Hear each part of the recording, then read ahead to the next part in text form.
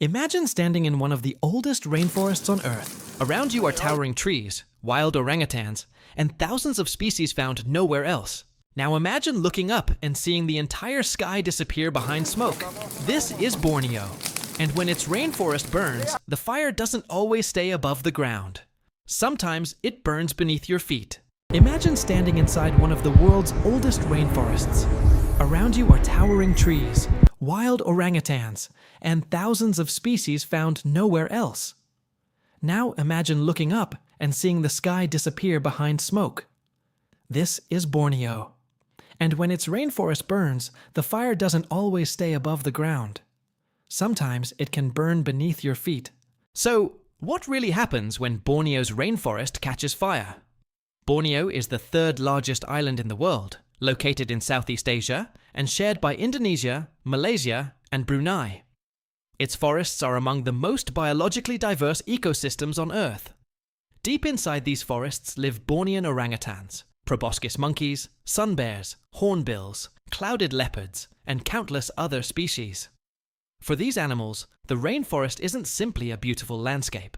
It is their home, their food source, and the place where they reproduce and survive. But the rainforest is not invulnerable. During periods of dry weather, vegetation can lose moisture and become much easier to burn. Human activity can also change the landscape. Forest clearing, land conversion, drainage, and other forms of land use can create conditions where fires are more likely to start and spread. And this is where Borneo has a particularly important problem: peatlands. Peatlands are wetlands where partially decomposed plants and other organic material accumulate over long periods of time. Because the ground is normally saturated with water, decomposition happens slowly, allowing layers of organic material to build up. These layers contain enormous amounts of stored carbon. But when peatlands are drained and become dry, they can become highly vulnerable to fire. Unlike a normal fire that races across the surface, a peat fire can smolder underground.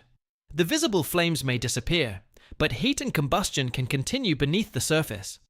This makes peat fires extremely difficult to detect and control. It also means that a fire can continue even when the landscape above it appears relatively calm. And when peat burns, carbon that has been stored in the ground for a very long time can be released into the atmosphere. The impact doesn't stop with the forest itself. Wildlife can be forced to move as their habitat disappears. For an orangutan, losing forest means losing access to food, shelter, and safe routes through the canopy.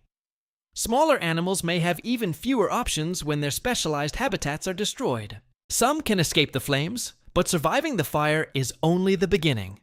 Afterward, the landscape may be fragmented, food can become harder to find, and remaining forest can become isolated from other habitats. When forests become divided into smaller patches, animals may have difficulty moving between them, and the entire ecosystem can become more vulnerable. Then there is the smoke. Large fires can send huge amounts of smoke into the atmosphere, and that smoke can travel far beyond the area where the fire began. Communities can experience reduced visibility and poor air quality, while schools, transportation, outdoor activities, and everyday life may be disrupted. This is why Borneo's fires are not only an environmental issue. They can also become a public health, economic, and social issue.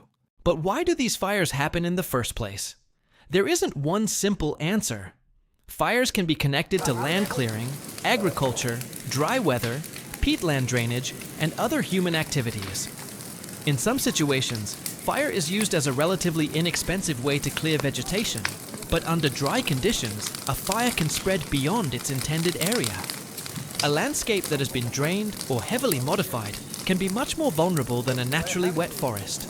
That means preventing fires isn't only about putting out flames.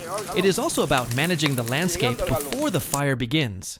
Protecting intact forests, keeping peatlands wet, monitoring fire activity, detecting fires early, and improving land management practices can all help reduce the risk.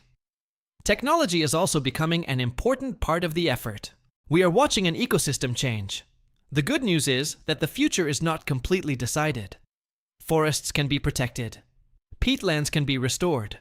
Fires can be detected earlier.